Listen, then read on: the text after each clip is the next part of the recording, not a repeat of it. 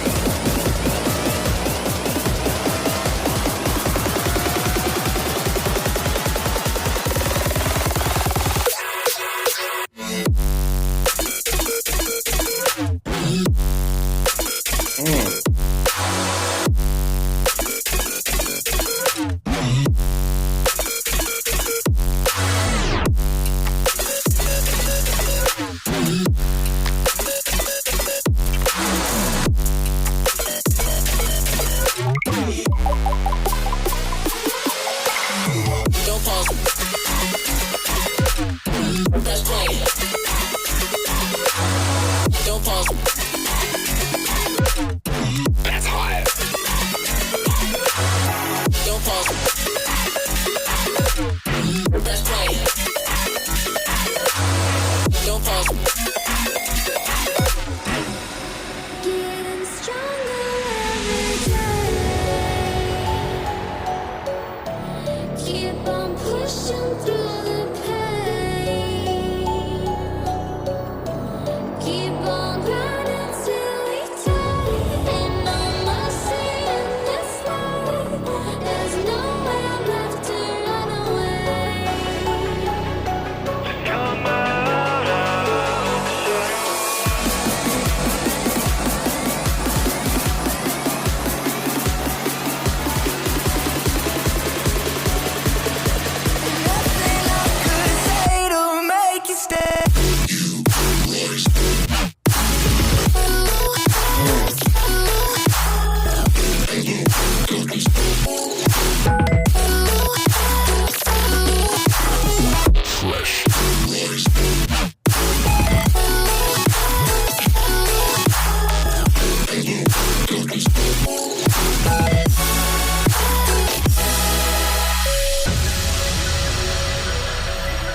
All right, so I think that's a good place for us to pause there. Ryan, I saw you jamming out to that with me. What'd you think of that? Oh yeah, dude, that woke me up. It's 11 a.m. over here, and I'm I'm vibing. Ethan E, good work there. I like a good cinematic intro, to any DJ mix. That's a big plus for me. I think that like when you jump onto the stage, you got to do something that grabs the attention of the audience, and so I liked that. But it sounded kind of like they may have had an acapella or two or something at the beginning, but I know for sure, I'm pretty sure that they switched out on that second drop. I'm pretty sure they switched out to a different song. They did. Yeah, and that was clean. That sounded really, really good. It's always nice to kind of to use that build up to kind of trick the audience into. I mean, if you didn't know the songs, you might not know that it was a different song. So I think that's important, to really keep the listener on their toes. Yeah, absolutely. So, going right off that, I think that was a really clever way of finding two songs that were very similar to one another in terms of mixing and style, and finding a way to blend them back and forth in that first drop. And I think anybody listening to that can take that away and put that into their mixes. For me personally, I'm a sucker for Dubstep Killed Rock and Roll, very first Monster Cat song. So to hear the little jingle from that in the intro, make it real cinematic, I loved that. And yeah, I think at the end of the day, we're not gonna be able to listen to the full mix, but make sure that you keep the energy where you want it to. Like if you're staying up here, don't drop down and then come all the way back up. And yeah, I can't wait to listen to the rest of this. Unfortunately, we can't do it on stream here today, but keep up the good work. Yeah, I kind of do want to listen to the rest of that at some point. That was good. It got me moving. Yeah, but no, agreed with you on that, where you said kind of, it shouldn't be going up and down too much. I think that you want to ride that momentum for a while. And I think it's okay, like to go up in BPM and ride the momentum, and then maybe after halfway through your mix, bring it down again. People need a little bit of a breather here and there, but you're right. Yeah, I think that he kind of kept the momentum going, which was nice. Absolutely. Perfect. All right, Ethan E., thank you for submitting, and know that the judges will listen to it in full. Next up, we got Vulcanron, I think is how you say it. I've seen this name in chat a bunch, so let's take a listen to it.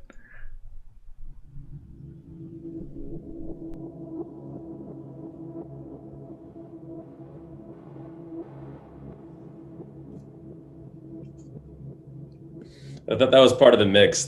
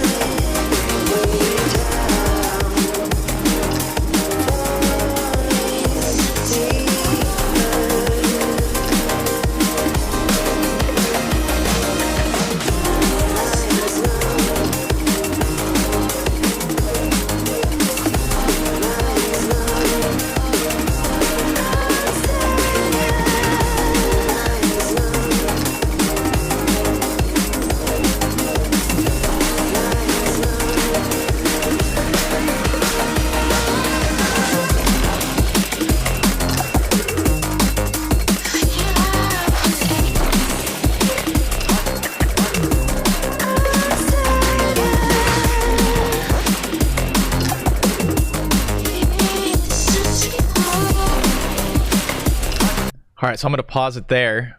Ryan, did you want to start us off, or you want me to take it? Yeah, I can. I think we'll probably say the same thing, I imagine. Yeah, again, I do appreciate a cinematic intro. A neat start to the mix. I noticed potentially this could just be my headphones, but I noticed maybe on the first hook, on the first drop, there might have been some clipping. I could be just being a little picky, but I think the main thing that I noticed was when they brought in the acapella to that first drum and bass track, the melodic elements were clashing. They were not in key. And so you had the pad and the bass of one track and the acapella and maybe some melodics of the other track that just kind of weren't working well together. But I love the direction they were going. I think it was a really cool idea, but sometimes when you try to bring in tracks from different keys, they don't translate as well as they could if they were in the same key. Yeah. I'm gonna pause you there for just a second because I'm reading chat right now. It looks like they're in the same key, but even if that's the case, they might be using different scale modes. As a result, it's gonna sound out of key. So right. be sure to look at that and just try to listen to it and see if it fits with the track. Yeah.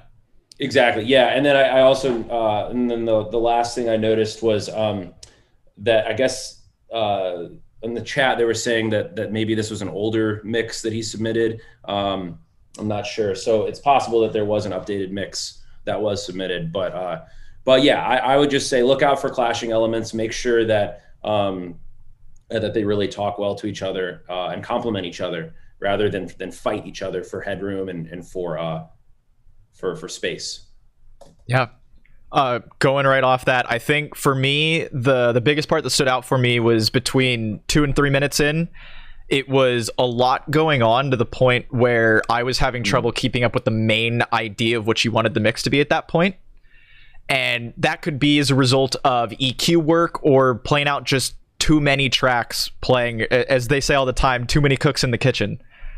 So just watch out for how many tracks you have playing at one time, and if they're all overlapping each other, there's a high chance that the listener, the first time listening to the mix, isn't going to be able to tell what the focus is, and they're going to be taken out. So think about that, and yeah, I'm sure you said there's a better one on the way. I didn't see it in the submission review here, but can't wait to see the next version, and keep it up. Next up, looking through the list, we got Note, another familiar name. And let's see what he did in this one.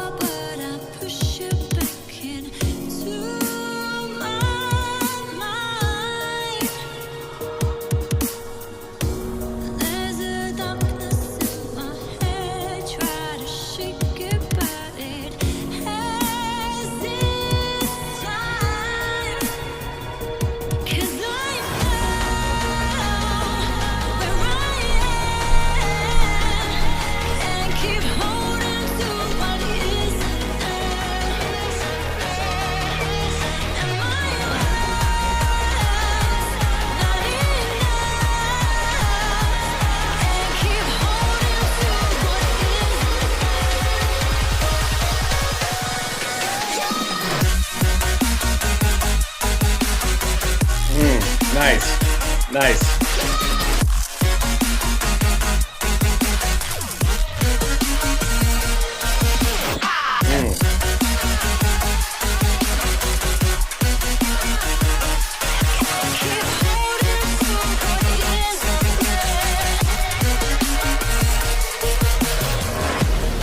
All right, so Ryan, since I know Note because he's been in the contest a few times, his style is definitely present in here with him taking songs and kind of making them his own and resampling to become different styles of the song. And I would love to hear what you thought about it because even on that last drop, you're like, Yeah, it was great. I mean, I liked the whole journey. Honestly, I think that like that starting out the full mix kind of with like some sort of like atmospherical thing, and then bringing that in was cool, was clever. I love house music, so bringing it right in and just keeping the energy high, it was dope. I like that. I do like that Fortnite track too. I like that one. So that drew me in because I'm a sucker for anything Fortnite related. But yeah, that one was dope. And then I think there might have been a mashup going on there. I'm pretty sure. Most of the time that this mix was playing, there was at least one or two tracks layered on top of each other. Yeah, I noticed that. And so then, when he brought that in, built it up to that "Get It While It's Hot" track, that was also pretty sick. Very seamless. I think all the phrasing was really good. Everything like was mixed in key, sonically pleasing. And also like probably my favorite was, after he started that with really high energy, brought it down a little bit, brought in that, I believe that fourth song, and then he brought the BPM up, I noticed a little bit, is what it sounded like during the transition, which is a good trick to do. He moves from house into future bass, and I was like, yo, that's great. Seamless. I was expecting house, and future bass came in. I was like pleasantly surprised, so well done. Very, very much so. Yeah. I mean, going right off that note, this is just me being picky at this point. I think in the first drop when you were playing Flip Reset and you were playing around with the notes from it, I felt it wasn't as present into the mix to where I was having to like really listen to make sure that I was hearing it. I think if you can find a way to EQ it and raise that volume to really show off what you were doing with it, I think might be a really great way to highlight that mashup. And then, yeah, just in terms of energy, I think for the most part, you had the good valleys and hills and whatever. I think one way to keep the energy up is you're working through tracks. You might really want to look into using some effects like white noise risers or sine risers or whatever. And anybody, you're more than welcome to put those into your mix to add more energy to it and make it feel like it's really cohesive. So I think that might be something that you look into because very clearly you're good at taking elements from different tracks, but now see if you can add in your own effects and get it to be even more of your mix. Yeah, that's a great tip too. Using risers, using downfalls, all that stuff is really great. Also, I'm checking the chat. I'm an idiot. That song is not from Fortnite, is it? It's from Rocket League. I think it's in both of them now. Is it in both of them? It okay, is. so it is Fortnite. Okay. I'm like, yo, I'm tripping. It's early, but okay, good. Just wanted to make sure I didn't get that wrong. Yeah, no, I think you're vindicated on this one. You're good to go. All right, thank goodness. 'Cause I saw the chat and I'm like, oh Lord, what have I done? They'll come for you. All right, Oh, no, wow. thank you for that submission. Next up, we have a fresh face, DJ Pixie. I don't think I've seen this name before, but very excited to listen. Here we go.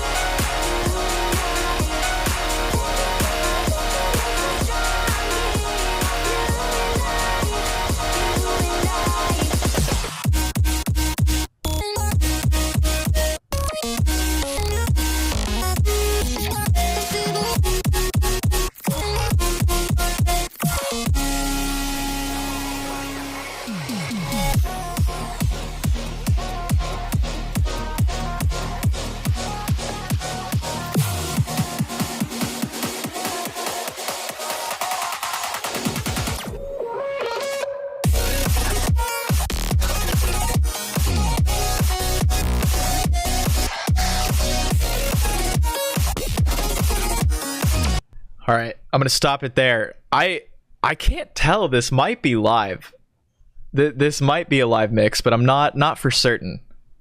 Yeah, I'll let you start this time here. Yeah, absolutely. So looking at chat, I feel like a very proud teacher because I feel like all the points that I was going to bring up, you've already brought up in the chat. So this is a good moment. Starting it off, we have the acapella from Another Way, and I think that it would have worked with the track that you were playing if it was in key. And if that's as a result of you playing it live, you got to find a way to be able to pitch it. I thought it was an interesting idea that you were trying to play around with the, what is it? Not compression, but like distortion and all on the Another Way vocals.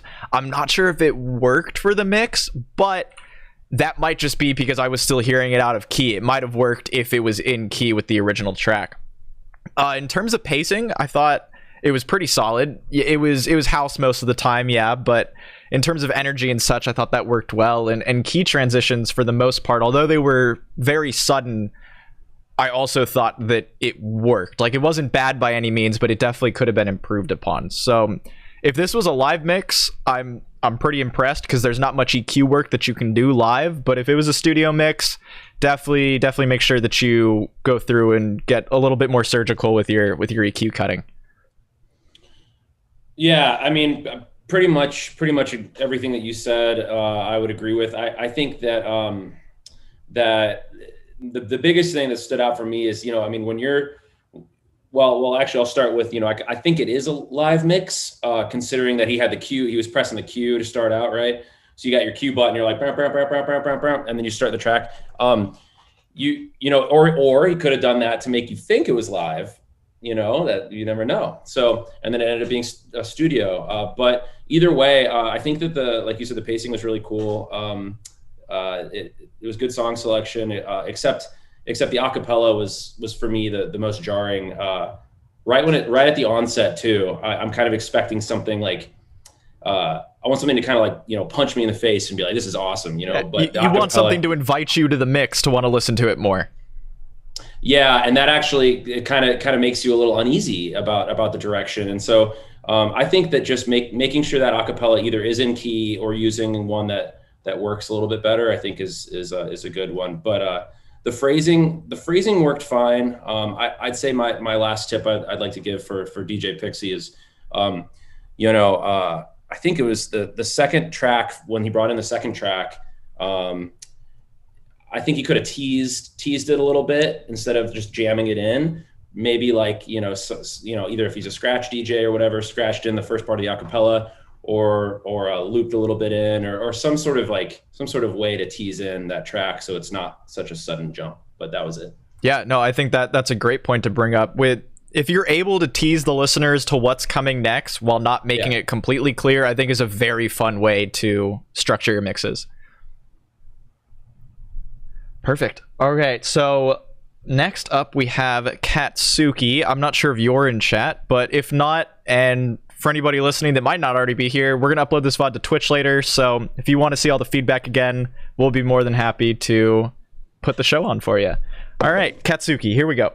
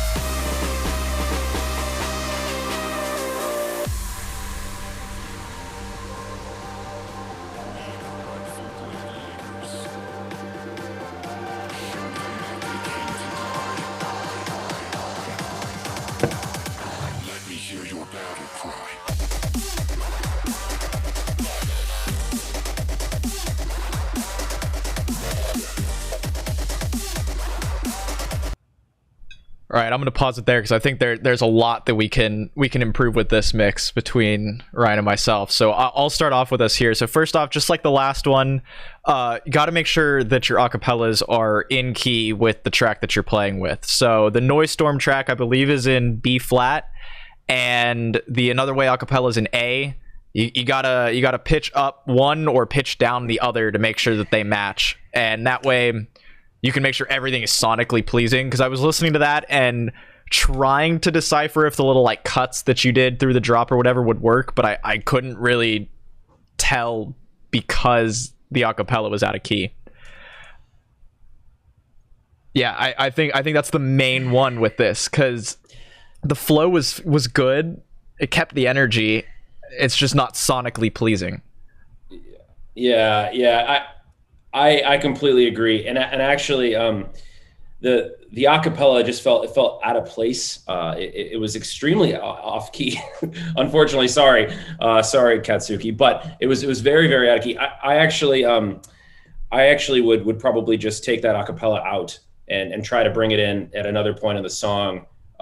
It to me kind of distracted me from the actual song itself.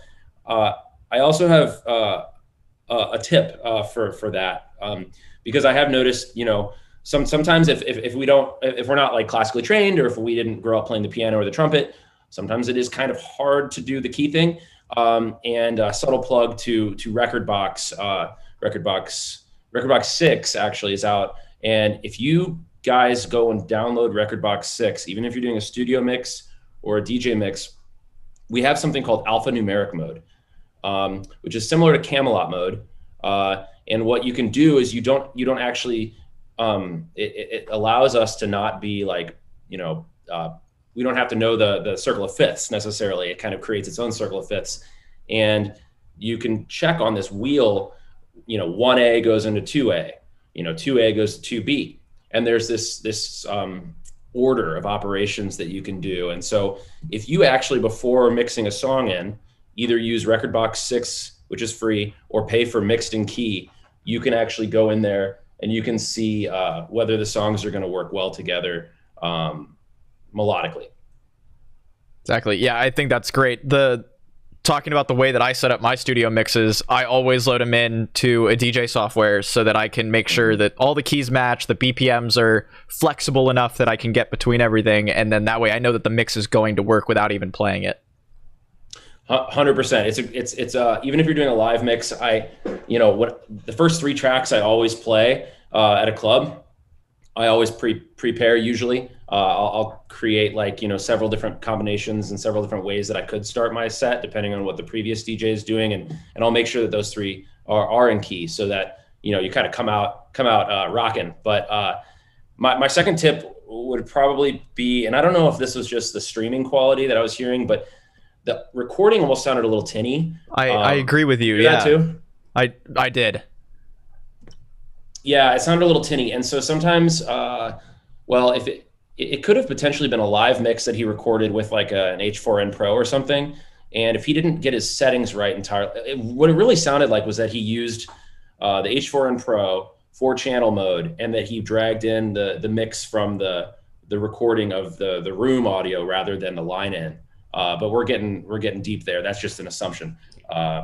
That's kind of what it sounded like to me. Exactly. Yeah. Make sure that you guys have the highest quality versions of your songs. Easiest way to do that. I'm sure somebody will drop it in the chat as soon as I say this, but go check out Monster Cat Gold. You can get WAV files, MP3s. I think you can get FLAC on there too if you want. So best way to get high quality versions of the songs. Yeah. So Yeah. thank you But for great, submitting. Great phrasing. Yeah. No, great phrasing. Thank you for good song submitting. selection. Yeah, exactly. I think the only other thing I would say is we didn't really get a transition for like 2 minutes, and in most mixes, like that would be a really fast mix.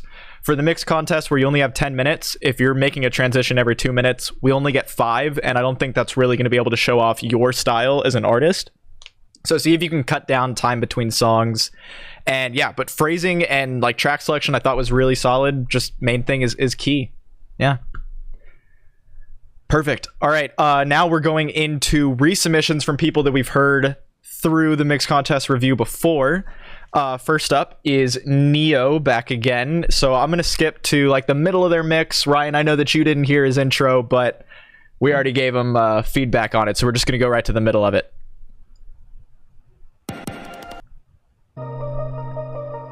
I stayed awake last night, 'cause I couldn't close my eyes and see you another night. I drove myself crazy thinking you'd take my wildest dreams and tear them all to the ground. So I tried to create a decoy world for you to destroy in my mind. You could stay and believe you're tearing me apart while I'm coming to life, while I'm coming to life. Shadows fall over my heart. I blacked out the moon. I wait for you to come around. You got me dancing in the dark. I close my eyes, but I won't sleep tonight. Maybe you should come with me. I'll take you to the dark side. Me and you and me, do bad things in the nighttime. Maybe you should come with me, and we can kill the lights when they're blacked out, the lights when they're blacked out. Oh.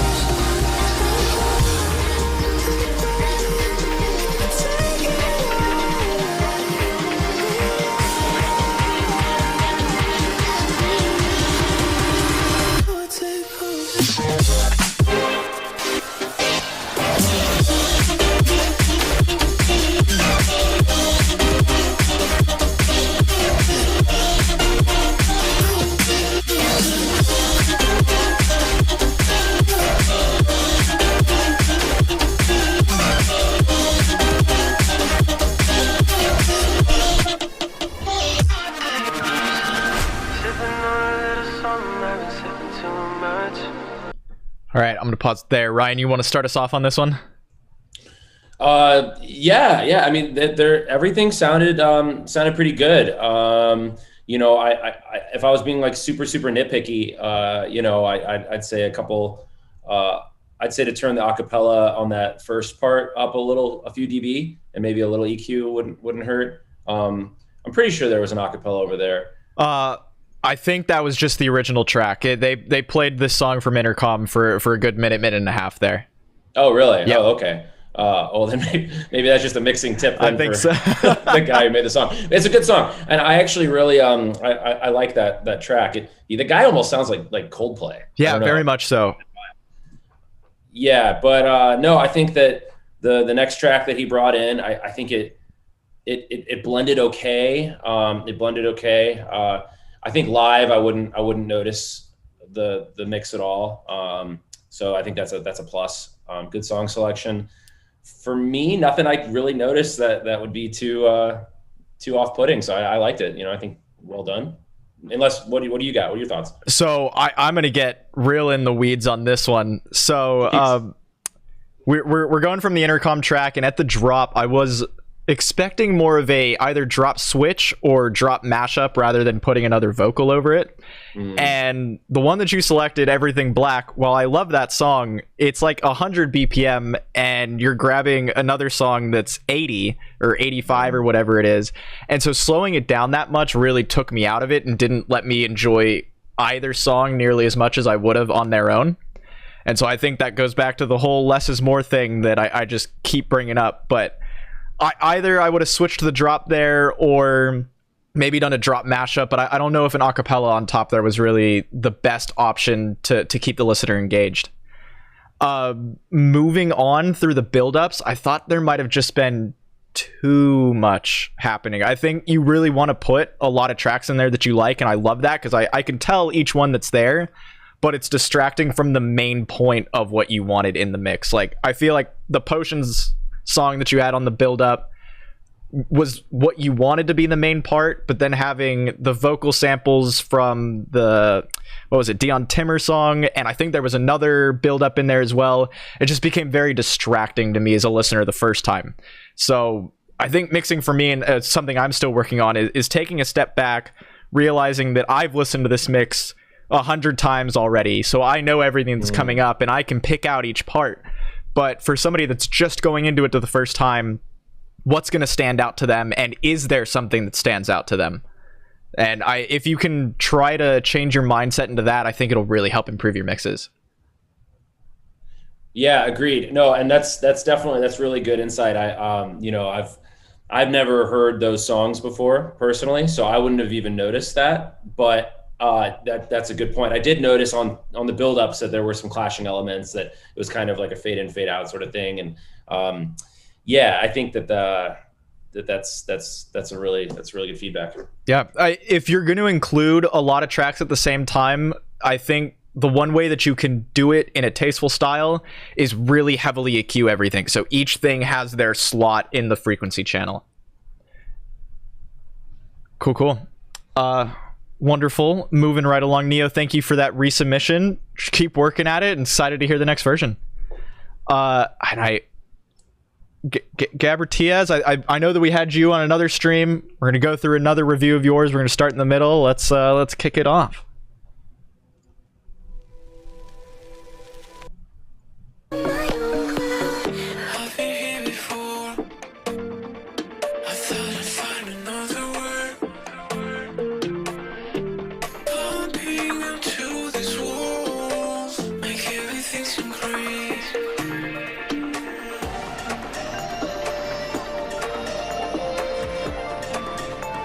Find another way.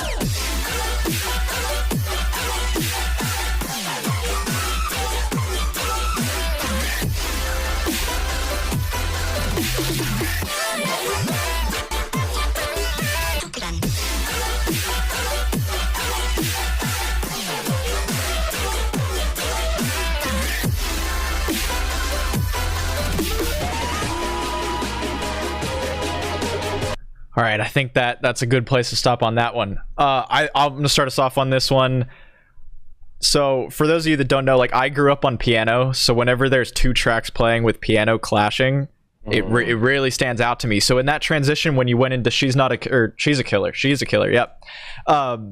There was the little nice high piano part from She's a Killer, and then the background track underneath was playing a different chord layer, and it really stood out to me. So you can't have two chords that are disharmonic from one another playing at the same time, or it'll sound like they're out of key even though they might not. So watch out for that, and I guess choose which piano layer you want in there and take the other one away. Yeah, or I was going to say in that scenario, if you really want to mix in a track that's a different key, mix it in at a different part. Mix it in where there's just drums, no bass, no pads, no nothing. And then you can have that piano part or whatever melodic element is kind of up here, and then the drums are down here. And then when the drum section ends and goes to the dropout, then that's when you cancel this song too. That's another way to do it. I just think that, a lot of times like it can kind of pull the listener out of the mix when there's two clashing melodics going on. Yeah. And I think this is a good learning point, because even though two songs might be in key, that doesn't mean that they're always going to work together. That's the beauty of music, is it's always very different and free flowing, and so they might be using different scale modes or different chord structures. So you're not always going to be able to layer two tracks on each other that are in key and just immediately have it work. Yeah, agreed. I also, I noticed that at the very end of that first song, there was kind of a weird outro, like pitch up thing. Kind of sounded like. I was curious what you were going to say about that one. Yeah, a little robotic. I'm not sure if that was part of the song or not, but it did kind of take me out of it a little bit. And then it went into that vocal.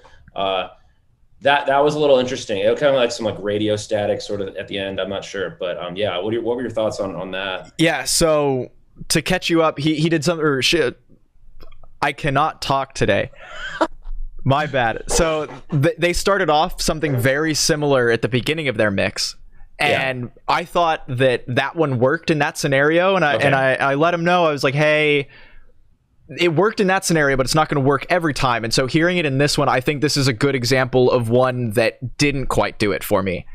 Is it just it felt too drawn out, and yeah, the radio static I think helped it, but it wasn't enough to really sell me on that transition. So I think if you're going to do that pitch, try to do it quickly so it feels more like a stutter drop off, like radio waves, however you want to do it. But that really long, drawn out version of it just didn't connect with me. Yeah, and coming from like if you're a music producer as well, like, things kind of like are like a little puzzle, like you want to make sure that it's the timing is right, like you're doing that, and at the same time something else is happening, or it's got to be good timing. And then my last point that I wrote down was I think on that second drop that we listened to, I don't know if it was one song, but it sounded like two songs, maybe like a dubstep track and then a more of a melodic dubstep or trap track. And it sounded like almost like when they mashed them up together, like the kicks were a little off. Yes. And I could hear that because it's not a thud. It's like the thud. Mm-hmm. Yeah. You make sure that your transients are lined up, however you're warping your tracks, because there were quite a few playing on that last mashup. And before we even get into the transient part, like, again, I keep saying it, less is more. I think there was just too much happening there. But if you're going to have different layers, at the very minimum, make sure that the transients are matched up so we don't get the thud, because that'll take you out of the rhythm of the drop. And it's hard. Warping tracks is not easy. I mean, I've been warping tracks for years, and I still hate it. I mean, like, because if a track isn't like perfect, sometimes you have to go in, and you'll have to go in every, several bars and rewarp it. Or you can do warp straight from here and just pray and hope that it's the best. But sometimes you have to go in and just double check and make sure that it's good. Yeah, it does become a pain, but it does help out your mixes a lot. So just make sure you do it. That your mixes will thank you, and my ears will thank you as a result. Warp those tracks. Warp the tracks. unless they're in the same key and BPM, in which case unwarp them. Just leave them how they are. Just leave them how they are sometimes. All right, thank you, Gabriel Diaz. I appreciate you submitting. Continuing on with the resubmissions, we have Mikey, and let's get into this one.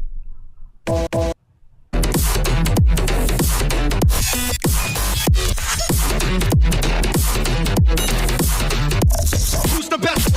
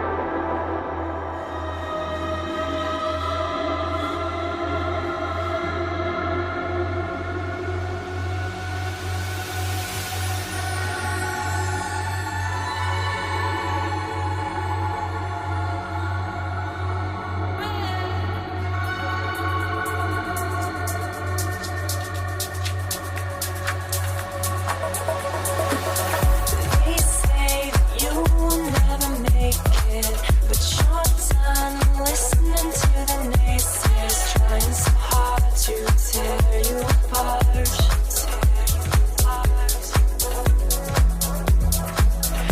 They play it safe for staying in line, but you run out into the sunshine all alone to the beat of your own song.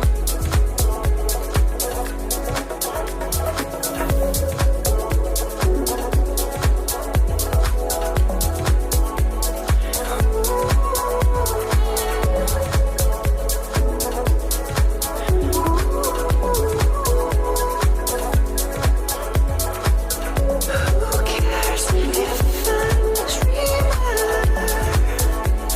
Nothing's gonna bring me down. I'll still stay a believer, walking on my own cloud. Who cares if we're all dreamers? Nothing's gonna bring us down. We'll rise higher up together. 'Cause we're children of the sun. Who cares if we're all dreamers? Nothing's gonna bring us down. We'll rise higher up together.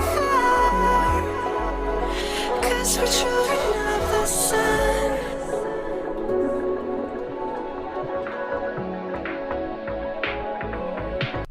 All right, I think that is the first first submission in a long time that we've gotten a real solid Silk section. What'd you think of that, Ryan? I liked it. You know, that first track with that like "Talk to Me" vocal in there, was that an acapella or was that part of the track originally? I believe that was an acapella. I'm gonna have to. Yeah, That's kind of what I thought. Now, and I think it sounded cool, but I feel like it could have been pitched down a semitone if it is an acapella. That was one thought. But yeah, I think it sounded good. I really liked the washout. You know, at the end, it was nice. May have lasted a hair too long for me, but I did like the kind of how they brought the energy down, chilled it out a little bit. Yeah, it was a vibe for sure. The acapella worked great with the track too. absolutely. Yeah, I think going into that, I actually really liked the way that the really long drawn out transition worked, because Yeah. going off your point, I wasn't sure about it at first because of how long it was, and I was thinking we were going to get like a really high section with that heavy drop way low, and then all of a sudden there was just going to be a build up come in. I was like, okay, there's no point to go that low and then come back, but then to go down and keep it at a Silk track and ride that level, like really feelsy emotional, I thought worked extremely well for this mix. Yeah, I liked it. I think that in without hearing the whole mix in context, I'm sure that it was this journey that kind of, I'm sure was probably building up and then kind of brought down a little bit around the bend. But yeah, I think it sounded really cool for sure. Yeah, absolutely. Mikey, I think the piece of advice from me to you, on the first drop that we came into, it sounded like it was hitting the limiter a bit too much and things were just starting to get clipping. Just watch out for that. Check your levels. Make sure that you're, like, I guess, hitting the limiter, but not hitting the limiter hard. But past that, yeah, I really loved how you crafted that sound section with Silk and with the acapella. Really solid. Excited to see where the rest of this mix goes, and keep up the solid work. We got time for one more. Let's do it. And this one, _Quantum. We're jumping in. Let's get it. I'm about to go.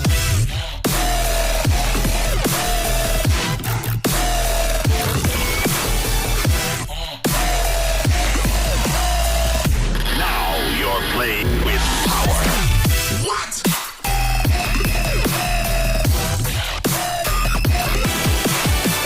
Okay.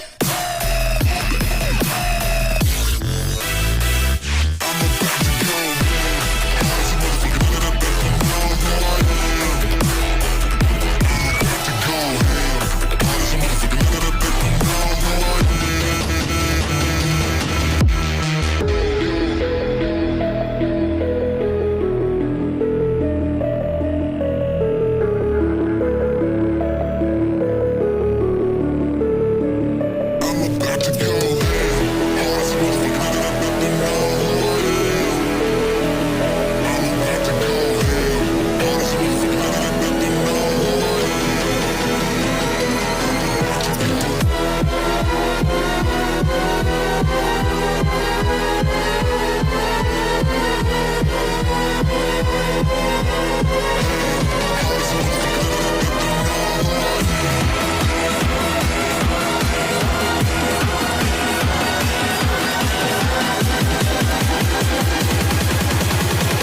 What you waiting for, motherfucking drums?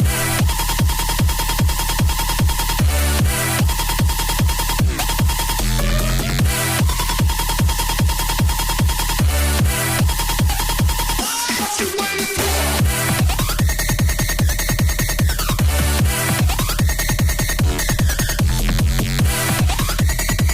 All right, I think that's a good place to stop it. We'll have a lot to talk about on this one. Yeah, you go ahead. You go right, first. I've got a sounds couple good. little points. So, _Quantum, really like the energy that you built up. And I remember the first part of the mix. So, definitely keeping the energy at that peak and still riding that. I think for me, I thought there was a lot going on, don't get me wrong, but I thought it was in there tastefully. I think it could have just used a bit more EQ work to really all fit in there together without overlapping. But there were definitely a lot of samples from a lot of different heavy drops, and that was definitely noticeable, but in a good way. Like, it was, oh wow, they put a lot of effort into this. But yeah, definitely watch out for those EQs. And then I guess just because what I've heard roughly like 6 minutes of the mix now, and really make sure that we still get some of that Silk and Instinct elements in there, because we want to see the full brand inclusion. And because we'll think back to the demo submission mix, right? Like, I definitely went more on a dubstep and drum and bass kick, but there were still elements of Instinct, the more D&B styles of Instinct that were more slow and melodic. And same with Silk. We got in that prof track and Vintage Umbrelli, like the really dark but drum and bass tunes. So I'm hoping that you can find a way to progressively get out of Uncaged, because it's difficult when you've built up energy so high to just cut it all of a sudden. So I'm hoping to see that later on, but that's just my recommendation based on what I've heard so far in this mix. Yeah, no, and I know that one of the things that you guys are judging on is using all those three sub-labels appropriately and whatnot. So that makes a lot of sense. For that little snippet that I just heard, though, that being the first time I've heard that mix, I thought that when that hype vocal comes in, where, at that one part, I almost wanted it to just keep going. I didn't want it to cut out. You know what I mean? So once you start bringing in a hype vocal, that gets people hyped. I could tell that there was a mix going on, and I was like, okay, for sure, like this is going to go right into a buildup. But I think that you could probably cut out that like breakdown right before the buildup, because that almost kind of like, I was like, yeah, let's go, and then it lost energy, and I was like, oh, okay, let's go. But I feel like that kind of could have been shifted around a little bit. But that was the only note that I had, and then a little EQ. But yeah, perfect. Well, _Quantum, thank you so much for submitting. For all those that we didn't get to today, just know that this is now getting into the housekeeping portion of the mix. If you didn't know, we've extended submissions up until June 21st. They close at midnight, June 21st, Pacific time. So be sure to get your mixes in. You got a few more days now. As a result, we're going to have one last review submission stream next Friday, same time, same place. Now I feel like I'm on a TV show. And yeah, Ryan, thank you so much for coming and joining us today. What'd you think of the mixes as a whole? And if you had one piece of advice to leave, what would that be? Oh man. Yeah. I mean, great job, guys. Like, honestly, like very creative. I loved a lot of the usage of the acapellas and, everything, all very hype. I would say if I had one piece of advice, just for everyone, would be to really dive into learning the Camelot wheel, learning the circle of fifths, spend some time on that. But it sounds like y'all are having fun. So, that's the most important part, have fun. And hey, use ear protection. That's actually my one piece of advice. Use ear protection because events are starting up again, and, get yourself some good earbuds. Absolutely. That is a great thing to bring up. Yeah, that's my that's my main advice there. Fantastic. Well, Ryan, thank you so much for joining us today. To everybody at home, thank you so much for joining. I hope you all learned something. Can't wait to see you all next week. And until next time, this has been Rocketman and Ryan. Bye. Thanks, guys.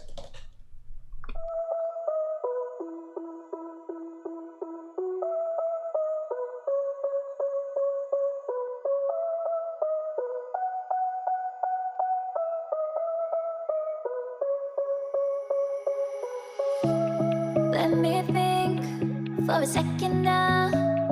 Catch my breath.